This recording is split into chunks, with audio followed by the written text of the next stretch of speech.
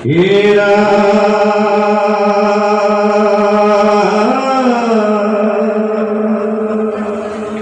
শুনানা নারীটো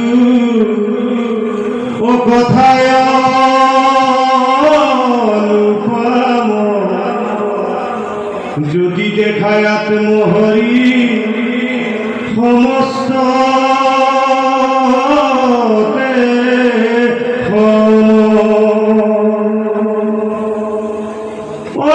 তথাপি তু ভজি লেখে ভজন্ত মুরারি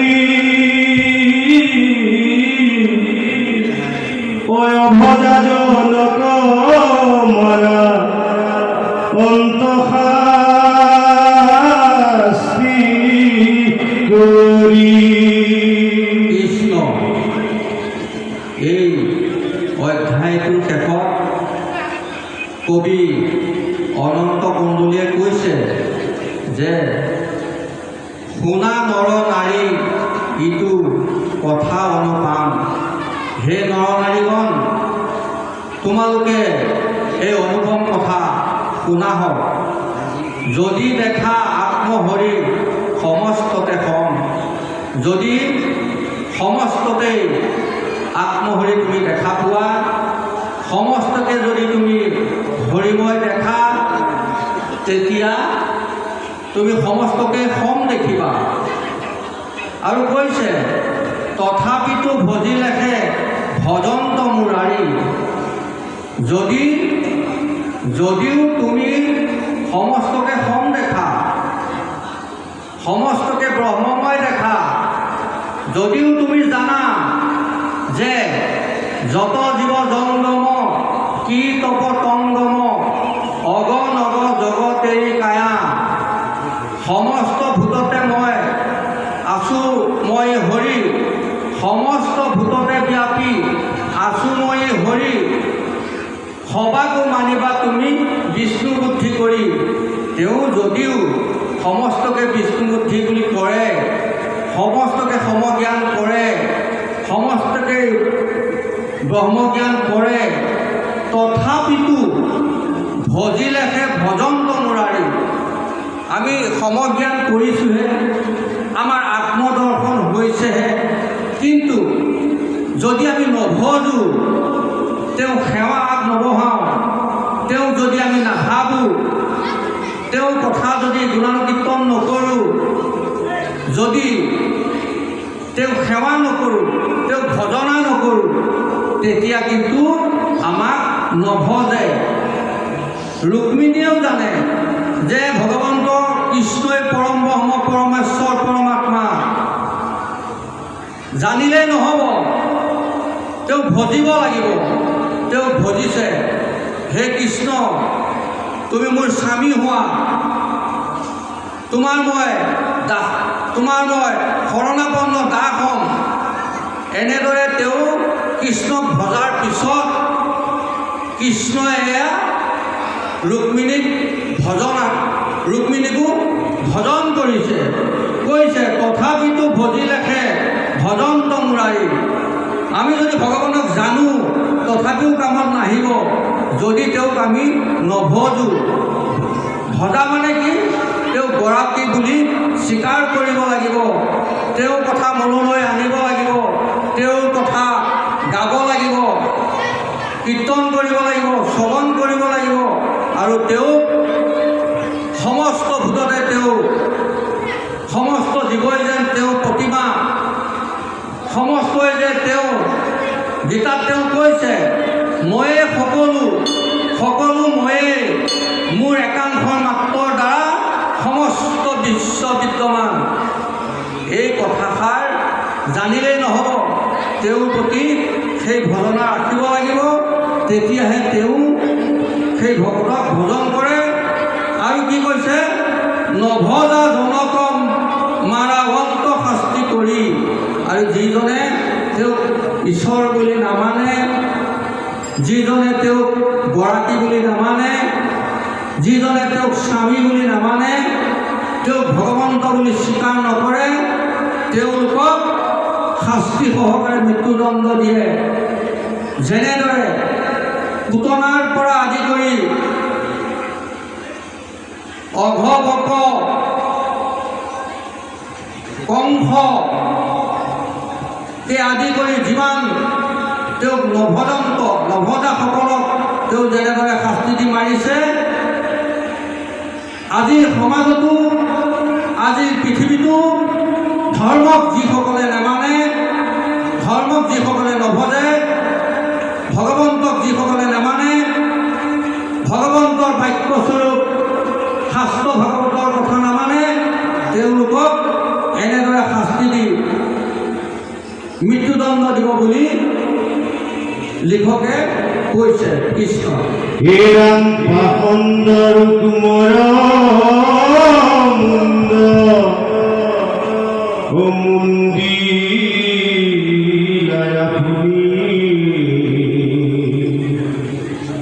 রুক্মিণীর ভাইকে কেরা খিলা প্রাণ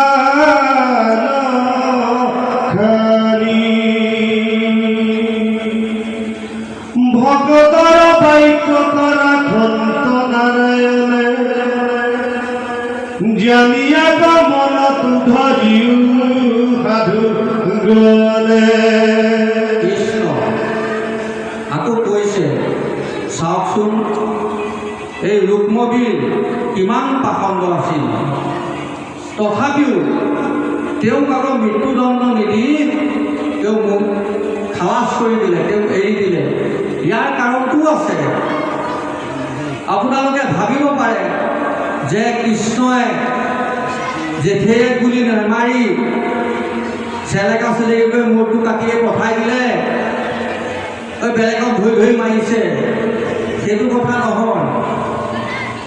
মৃত্যুদণ্ড দিয়াৰ শিৰচ্ছেদ কৰাৰ আগমুহূৰ্ততেই তেওঁ ভকতে তেওঁ বাম ভৰিত ধৰি কাকতি মিনতি কৰিছে। কোনে কাকতি মিনতি কৰিছে? ৰুক্মিণীয়ে। ৰুক্মিণীয়ে যেনেধৰণে কাকতি মিনতি কৰিছে, সেই ভকতৰ কথা ৰাখিবৰ কাৰণেই তেওঁ কিন্তু ৰুক্মবীৰক নামাৰিলে। এই কথাই লিখকজনে অনন্ত কন্দলীদেৱে আমাক এইটোৱে ক'ব বিচাৰিছে যে ৰুক্মবীৰৰ দৰে পাখণ্ডও যদি ক্ষমাৰ প্ৰাৰ্থী হ'ব পাৰে, আমিও হ'ব পাৰিম। আমাকো ভগৱন্তই ৰক্ষা কৰিব, যদিহে আমি শুদ্ধ বিশ্বাসে তেওঁ শৰণাপন্ন হওঁ সত্যে সত্যে সত্যে, আৰু সাধুসংগ অনুসৰণ কৰি তেওঁৰ নাম গুণ যশ লীলা শ্ৰৱণ কীৰ্তন কৰোঁ যদি আমিও অচিৰে কৰিব পাৰিম, ভগৱন্তই আমাক ৰক্ষা কৰিব। এনেদৰে বুজাবলৈ লিখকে প্ৰয়াস কৰিছে কৃষ্ণ। জানি আনে সেৱা নকৰিবাক দাসিত কৃষ্ণৰ ভগতি মাত্ৰ ধৰিয়া দিত অনন্ত কন্দলী ভনে ওসাৰা মিশা গুসুক পাতে দাকি বুলাৰা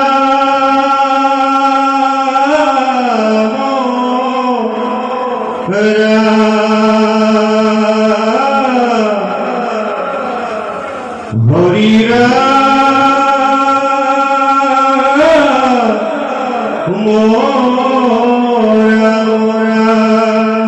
কৃষ্ণ শেষত কৈছে, জানি আনে সেৱা নকৰিবা কদাচিত। গতিকে জানি শুনি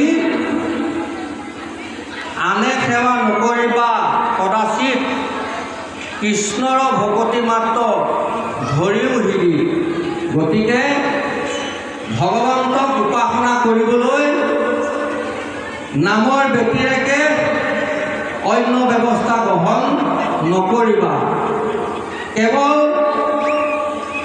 ভকতিতেই ভগৱন্ত সন্তুষ্ট হয়, তুষ্ট হয়। গতিকে ভকতি নোহোৱা অন্য কিবা ব্যৱস্থাৰে তেওঁ সন্তুষ্ট কৰিব নোৱাৰি। আৰু কেৱল কৃষ্ণক ভকতিৰে হৃদয়ত ধাৰণ কৰিব পাৰি। আৰু এনেদৰে কৈ অনন্ত কন্দলী যিজনে ভনিছে, যি মহাপুৰুষে ভনিছে, তেওঁ কৈছে চাৰা মিছা কাম। ভকতিৰ বাহিৰে অন্য যিবিলাক ব্যৱস্থাৰে আমি ঈশ্বৰক সন্তুষ্ট কৰিব বিচাৰোঁ, সেইবিলাক কৰ্ম, সেইবিলাক পদ্ধতি এৰিব দিছে। ইয়াক মিছা কাম বুলি কৈছে। কেৱল কি কৈছে যে যদি তুমি হৰিক সন্তুষ্ট কৰিব বিচাৰা, কেৱল হৰিৰ নাম লোৱা, কৃষ্ণ নাম লোৱা, ৰামৰ নাম লোৱা, একেই ব্ৰহ্ম, একেই পৰমাত্মা, একেই পৰমেশ্বৰ, এই কৃষ্ণ হৰিৰ নাম লোৱা, ইয়েই তৰণৰ মুখ্যতম উপায় বুলি কবিজনাই কৈছে। কৃষ্ণ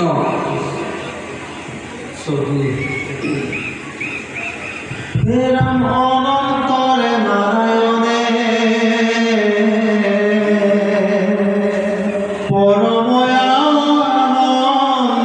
পৰময়ানন্দমনে চলি গইলাম দ্বাৰকা নগৰী আকাশত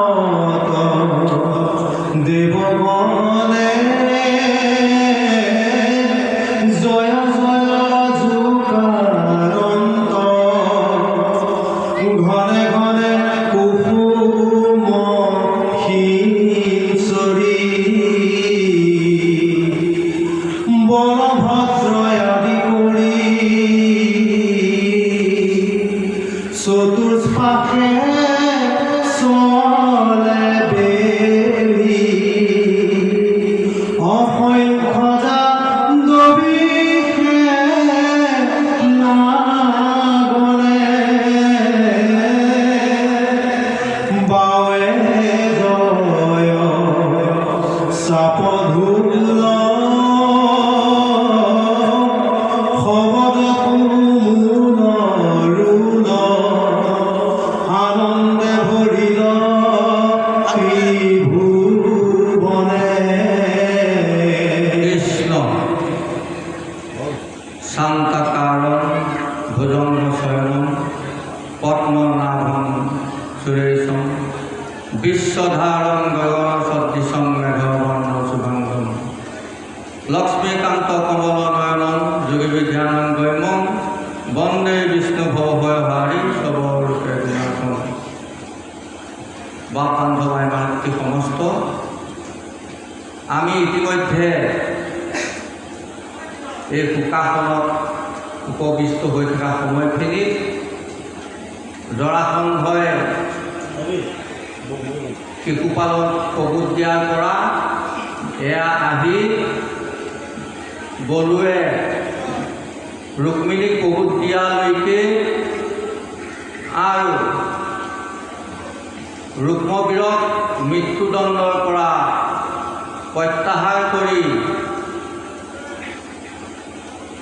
মুণ্ডন পদ্ধতিৰে তেওঁ শাস্তি দিয়ালৈকে আৰু এই পৰামৰ্শলৈকে আমি এই আসনত বহিব ইচ্ছা প্ৰকাশ কৰিছোঁ।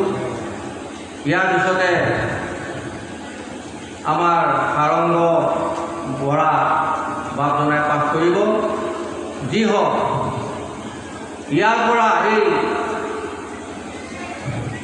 যিখিনি আমি শ্ৰৱণ কীৰ্তন কৰিলোঁ, তাৰ পৰা আমি বুজিলোঁ যে ভগৱন্ত ভকত বৎসল ৰুক্মিণীয়ে তেওঁক বিচাৰাৰ কাৰণে তেওঁক হৰণ কৰিবলৈ আহিল। ভকতে বিচৰাৰ কাৰণেই, ৰুক্মিণীয়ে বিচৰাৰ কাৰণেই এই পাষণ্ডকো মৃত্যুদণ্ডৰ পৰা ৰেহাই দিলে। ইয়ে আমাক এনেদৰেও ক'ব বিচাৰে যে ৰুক্মবীৰৰ দৰে যদি পাষণ্ডেও ভকতৰ কাতৰ মিনতিত পৰিত্ৰাণ পাব পাৰে, তেনেকৈ এই মহাভাগৱত অনুষ্ঠানৰ ভকতসকলে যদি ভগৱন্তক প্ৰাৰ্থনা কৰে, তেনেহ'লে ৰুক্মবীৰৰ দৰে কোনো পাষণ্ডো ৰক্ষাপ্ৰাপ্ত হয়। সেয়েহে আমি সমস্তই ভকত সেৱা কৰিব